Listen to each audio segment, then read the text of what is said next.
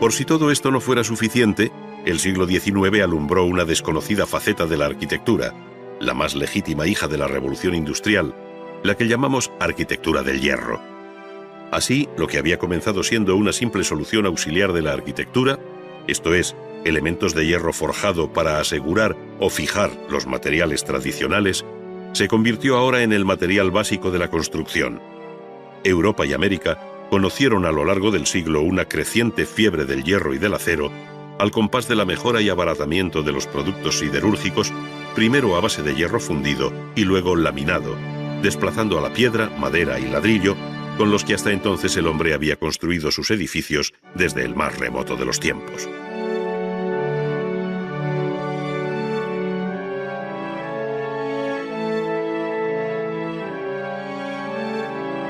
Esto no solo hizo variar los materiales de construcción, sino que posibilitó alcanzar metas nunca soñadas, permitiendo lanzar atrevidos puentes, cubrir espacios de una amplitud asombrosa o levantar los primeros rascacielos de la historia. El apurado cálculo de las nuevas estructuras metálicas, la economía y la ligereza de la construcción reforzó profesionalmente al ingeniero frente al arquitecto, al tiempo que en el campo de la creación se planteaba un serio debate entre el arte y la máquina.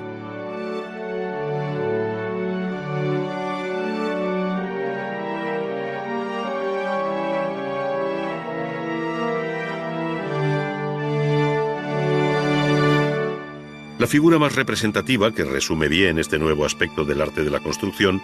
fue la del ingeniero Gustave Eiffel, y la obra más emblemática, su conocida torre,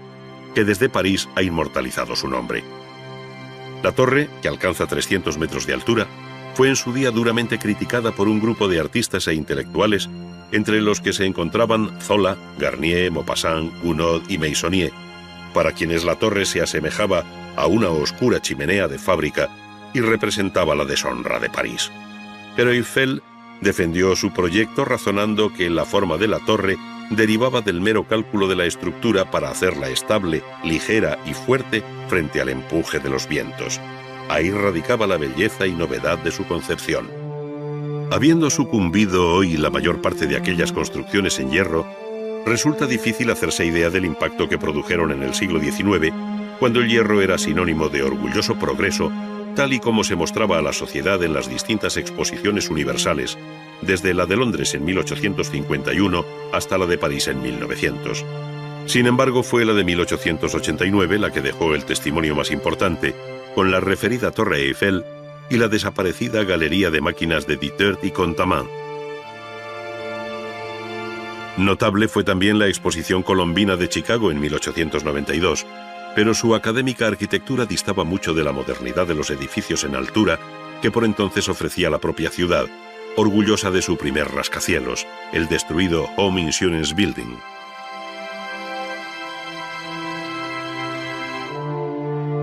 Si bien en otras muchas ciudades americanas se percibe la grandeza de aquellos edificios que acabaron teniendo mucho de mundana catedral, fue Chicago la pionera por el número y calidad de obras que llegó a levantar con estructura de acero. En los últimos 20 años del siglo XIX, arquitectos como Sullivan proyectaron obras memorables como el Guarantee Building, el Auditorio o los almacenes Carson, todos ellos en Chicago.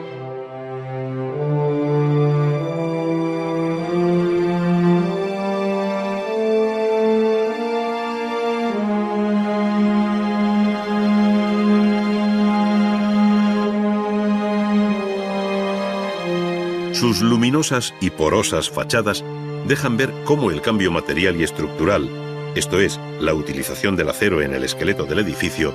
tuvo una inmediata repercusión en el aspecto estético al liberar a la fachada de su secular papel de muro de carga.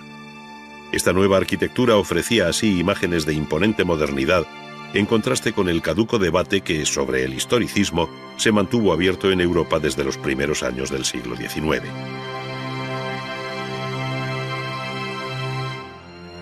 Durante esta centuria, la ciudad conoció igualmente cambios sustanciales, pues agotadas las posibilidades de los núcleos históricos, estos se renovaron al modo de París, o bien conocieron ordenados ensanches, como el de Barcelona debido a Ildefonso Cerdá.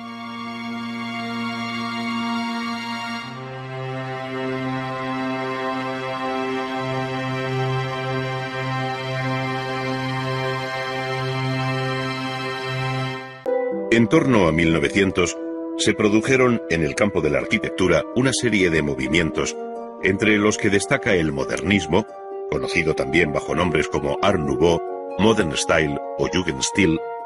que señalan la existencia de múltiples variantes dentro de esta corriente de efímera vida.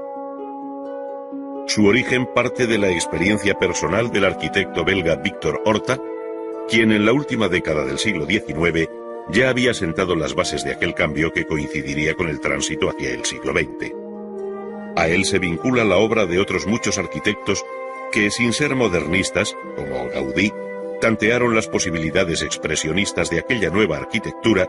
que, rebasando los límites del historicismo y del eclecticismo, abría las puertas al nuevo siglo XX.